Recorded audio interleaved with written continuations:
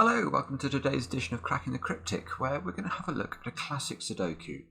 Now, this has been requested by Abby, who found the puzzle on gmpuzzles.com, which is a very good website for handcrafted puzzles, and it's by Thomas Snyder, no less, the three-time World Sudoku champion.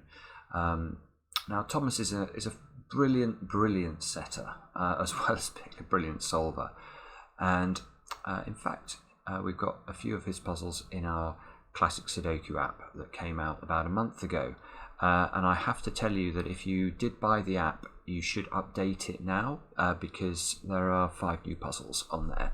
So as always with our apps, we release 5 new puzzles every month for the first year. So those of you who have already completed the first 40 puzzles, and there are several of you, then do update the app and you'll get 5 more. Now, Abby's question about this puzzle is, she says that she put it into a solver, a computer solver, and the computer solver said it didn't need any particularly difficult techniques to solve it, so there was nothing advanced, but she still found it incredibly difficult to crack. And she asks whether this is a fault with her technique and whether we could show it on the channel. It struck me that was quite a good opportunity for us to talk through basic technique and see whether or not that's enough for us to solve it. So that's what I'm going to try and do today. I'm going to make this a video focusing really on the basics, and let's see how we go. Now, if you want to have a go at the puzzle, I really recommend it. Just click on the link under the video. That'll take you to our webpage where you can have a go. Now, one of the things that GM Puzzles does is it has some time suggestions. So if you are a real whiz solving, sort of top 10 in the world type solver, this is a 5-minute puzzle apparently. That suggests to me it's actually quite tough, I have to say. The world's best solvers would rarely take more than 2 or 3 minutes on a classic Sudoku. Even if you're a master level solver, it's saying 8 minutes, and an expert solver 16 minutes. So even though this doesn't take or might not involve hugely complicated techniques, I suspect it will be challenging. So let's have a look and see how we do. Well, first thing I can see is that I can put a 6 in here, and a 6 here, and a 6 here. Must be a 6 in one of those squares, and presumably over on the left hand side as well. So we're off to a good start. Next thing I can see, look, actually I should have spotted this straight off the bat. If we look at the diamond arrangement in the center, you can see that this 1 and this 4 are really nice because they're going to force a 1-4 into these 2 squares. And similarly, the 5 and 7 here and here are going to force 5s and 7s into those 2 squares, so that we get a 9 in the middle straight away.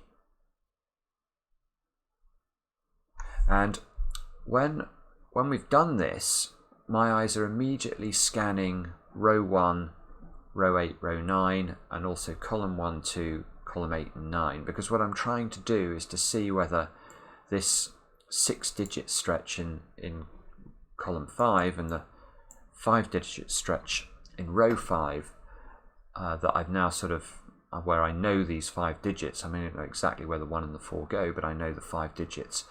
Can I do anything with these extremities? So the first thing I can see is that this 3 has become rather nice. That's going to lock a 3 into one of those 2 squares, which in turn locks a 3 in one of these 2 squares. We don't know anything about 2s and 8s, so now I check the row. You can see we need 2, 3, 6 and 8, so this is a 2 or a 3. This one is a 6 or an 8. This one is a 2 or an 8. This one is anything. Okay, so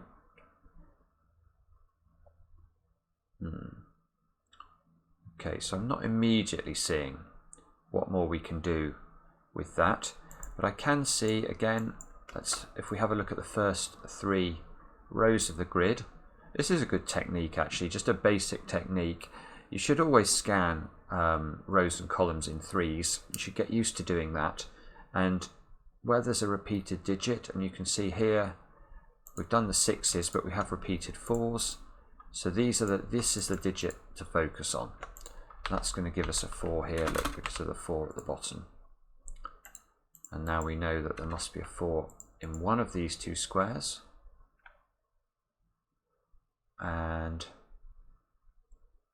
let's try and do the same things in rows, these rows 7, 8 and 9. So what's the repeated digit here?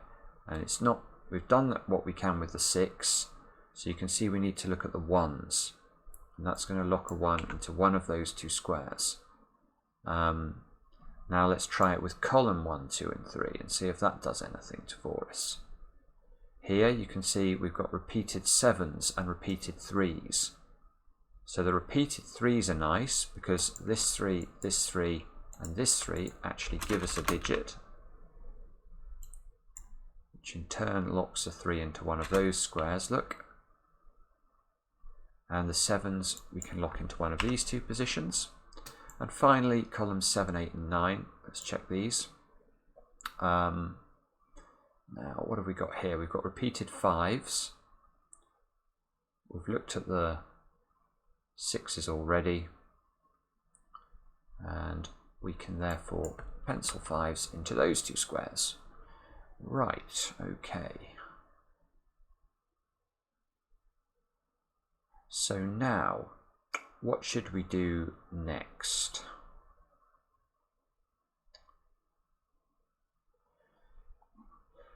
Well, my eyes were drawn to this 1. And the reason, I guess, is that when I look at this box where I've already got 5 digits, I'm looking for numbers that can restrict these open positions as much as possible. So I can instantly mentally map this to needing 1, 2, 3 and 5. So I'm scanning across, I'm saying what do I know? I don't really look at 5s because I've already penciled 5s. So it's the 1, 2 and the 3. Which of these is the most useful? And it's definitely the 1 because the 1 eliminates both of these squares. So what we can do is pencil mark 1s into this square. Similarly, when I look at this box, instantly I'm thinking about this 8 because that means there must be an 8 in one of those two positions. Now the 9s are a bit more difficult to see because one digit or one placement isn't eliminating two squares, but these 9s here, look, they eliminate a 9 from both of those positions. So this is actually quite nice. Look, this is a good example of how notation can help you, because now I've got 5 digits in this 3x3 box. I've also pencil marked 3 more digits, and I've not done anything yet with this square. So this is telling me, it's revealing to me this square is a 5. This must be a 5, and it's a hidden single. But this is, the way we've discovered that this is a hidden single is by actually pencil marking the other digits. So it's quite a nice use of this notation in order to get this digit here. Now this 5 is nice, that's going to give us a 5 over on this side. Similarly now the 5s here and here tell us a little bit more about this bottom left 3x3 box. There's now only 2 squares left that can be a 5 down here. Now, the next place my eyes are drawn obviously is this column, because we've now got 6 digits into it, and instantly here what I'm looking at is this 8. So I'm seeing I need 1, 2 and 8. I'm seeing this 8 prevents there from being an 8 in this square, and I see that this gives me the opportunity for another pencil mark. So this is, I suppose, another thing I'm always doing. Is there an opportunity for a pencil mark? I love a pencil mark, and if I can see an opportunity for one, I'm going to take it. Now, the corollary of the 8 being removed from this square is that this square now has a choice of only 2 numbers. This must be a 1 or a 2. So you see I switched to central notation.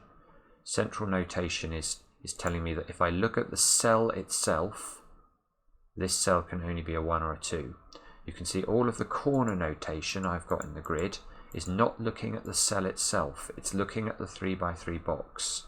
So the 3s down here can go in one of two positions within the box, so that's an important thing to bear in mind. Now let's just check down here. So as I check down here, what I'm thinking about is what are the numbers I've not pencil marked. So I've pencil marked 1s, 5s and 8s. We've got given digits of 3, 7, 6 and 9. So you can see that it's 2 and 4 that we don't know anything about yet. Now there is information we can gather on 4s, look. In fact, quite helpful information, because 4s can't go in 3 positions, so that again it's going to give me another pencil mark. So let's put it in 4s. So now there's a 4 in one of those two squares.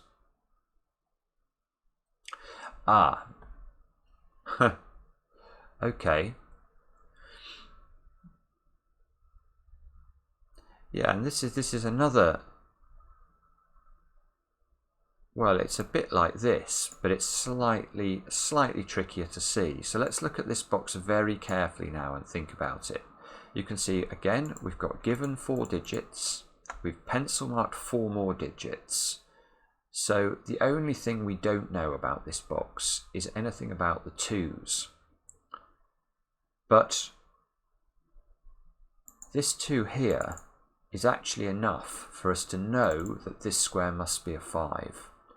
And that's because, if we think about it, wherever there is just a single pencil mark in a corner of a square, so let's look at the 4 here, the 5 here and the 8 here, the logical consequence of the pencil marks that we put in at the moment is that these 3 yellow squares can only be the numbers. Well, this can only be the number 2 and 4, this can only be the number 2 and 8, this can only be the number 2 and 5. And that's because we've pencil marked everything we can apart from 2s, and there's only 1 digit pencil marked, or there was only 1 digit in the corner pencil marks of these 3 squares. So this 2, now obviously this can't be a 2, so that's a 5.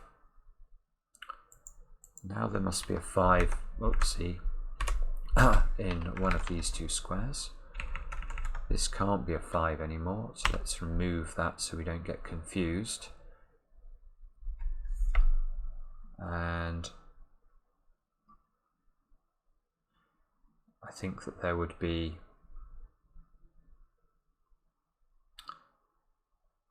well, there are a few things that my eyes are drawn to here.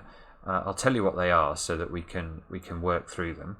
The first is I've now got 5 digits in column 1, so I need 4, 6, 8 and 9. So again, I'm scanning that quickly. I can see this square, well in fact all of these 3 squares are doubles, so I probably would, given I was here, just to remind myself of that, do this. The next thing would be row 9, again where I've managed to now get 5 digits, so you can see I need 2, 3, 7 and 8. Can we do anything with that? Now, this is important actually. Can we do anything with that? I nearly missed it as I went through. But here we've got a 2 and an 8 in the column. So you may say, well, this one can be a 3 or a 7. And you'd be right, except there are 2 opportunities for us to do better than that. The first is to notice that we've got pencil marked 3s in the box already, so this can't be a 3. And if you miss these pencil marked 3s, then try and make sure you see those pencil marked 3s at the top as you scan the column. So in fact, this square can only be a 7, which means that we must pencil mark 7s up here, because we must remember there's 7s pencil marked into those 2 squares. The 7s now dotted around the grid lock a 7 into this square, and that's important, look, because now we managed to get the same numbers pencil marked into 2 different positions in this box. So now we can switch to central notation. These 2 squares can only be the numbers 4 and 7. And again here, when I get this, what I'm instantly doing is scanning row 5. Can we can we glean anything new from the fact that these two squares are locked to be 4 and 7s? Now, the first thing I can see here is the 1s. Now these 1s now interact rather nicely and allow me 2 more pencil marks. 1s into these squares. That fixes that this isn't a 1, so this must be a 1. We now know there's a 1 in one of those two squares, so let's put that in. These two squares now have got to be 2 and 3, and you can see because we have a 2 over there. Oops, sorry, my mouse is playing up a bit today. This 3 fixes that this is a 3. Now, if we look carefully at column 9, we've not yet placed a 2 in there. These two obviously can only be 4 and 7, so that one at the bottom must be the 2 now. Now these two squares have got to be 3 and 8. You can see from the pencil marking that must be a 3. This is going to have to be the 8. That allows us, because the 8's in column 4 and column 6, to place an 8 at the top, and that's going to unwind everything, look, on the left hand side. So I suspect now, I'm not certain, but I suspect that we're on the home straight. Now the 8 here resolves that this square must be a 2, because we centrally pencil marked the 2 and the 8. We knew this square where the cursor is now, the yellow square, was either a 2 or an 8. Once we eliminate the 8, we know it's a 2. Do exactly the same thing there. Look, that now must be a 4. 2, 8, 9. So now we could pencil mark 8, 9 into this square. Oops. This square must be 2 or 9. The 3 here fixes this 3. 7 is fixed by the 7 over on this side of the grid. You can see we need a 9 in one of those two squares, so let's fill that in. And these two squares have got to be 2 and 5, which again now we can fix. So let's put those in and see if that helps. Well, it resolves the 5 pencil marked at the bottom. The 2 at the top now fixes that this is a 9. That means this is an 8. This is a 2. This is a 1. That must be a 1. This is an 8. The 1 here allows us to unwind pencil marks on the other side of the grid. If we look carefully at row 5 of the grid, you can see we've got the pencil mark 6, 8 here. The mirror pencil mark can be made in this square. This square can only be a 6 or an 8. Scan down, we have an 8 in the column. So that's the 6, therefore. That means there's an 8 on this side.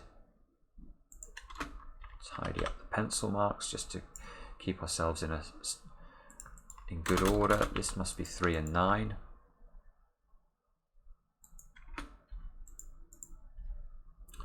And I think we're very nearly there. Now this has to be an 8, which fixes the 8 and the 9. Now we know there's a 9 in one of these two squares, and it must be this one because of the 9 at the top. We've got all of the digits now in this column except the 5. That fixes the 5 and the 7, which fixes the 7 and the 4. This has got to be a 4 now. This has got to be a 6, I think. If I haven't made a mistake, that should be a 2. The 9 here resolves the 9, the 1, that resolves the 1, oops, the 1 and the 4. These two squares are 2 and 4, 4, 2, check. And that's how to do the puzzle.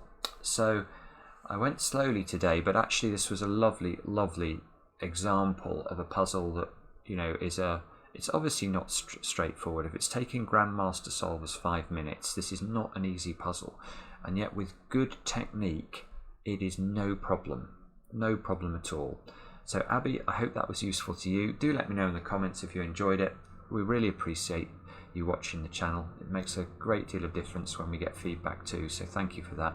And we'll be back soon with another edition of Cracking the Cryptic.